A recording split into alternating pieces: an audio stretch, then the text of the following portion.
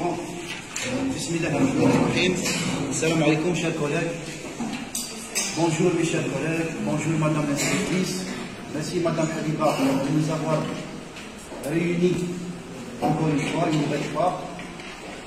Merci de nous avoir permis de participer à cette rencontre, de partager nos connaissances et nos savoir-faire, et bien sûr, d'éclaircir certains points sur notre métier. Oh, combien difficile.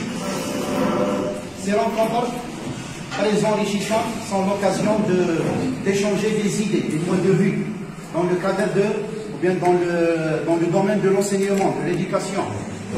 Et comme vous le savez, chers collègues, l'éducation est le socle sur lequel se construit l'avenir d'un pays.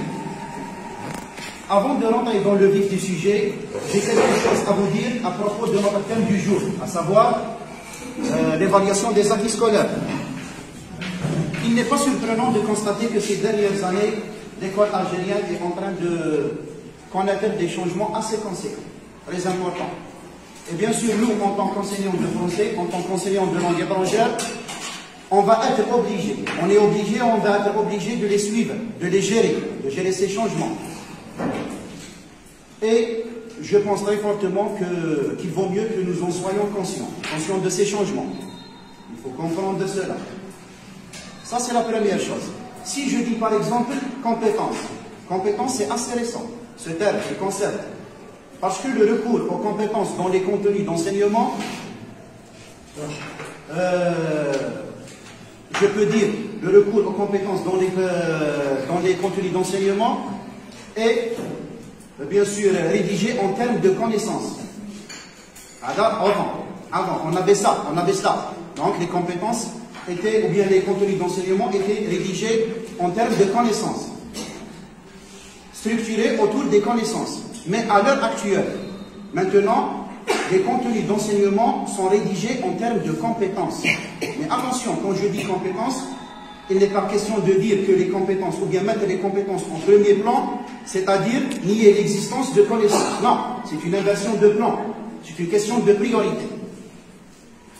Pourquoi je tiens à vous en parler? Eh bien parce que, tout simplement, même les évaluations sont rédigées en termes de connaissances, de compétences plutôt, et non pas en termes de connaissances. Aujourd'hui, on ne vérifie pas si l'élève connaît le présent de l'indicatif, mais on vérifie si l'élève sait comment employer le présent de l'indicatif et à quoi ce temps peut-il servir dans l'expression orale ou écrite. Notre thème d'aujourd'hui, c'est l'évaluation. Mais, chers collègues, sachez qu'avant de vouloir évaluer, il faut que vous ayez pris des décisions pour assurer les apprentissages. Parce que, je vous rappelle que l'évaluation, c'est la mesure de l'écart entre le signal émis et le signal reçu. Le signal émis par l'enseignant et le signal reçu par l'élève.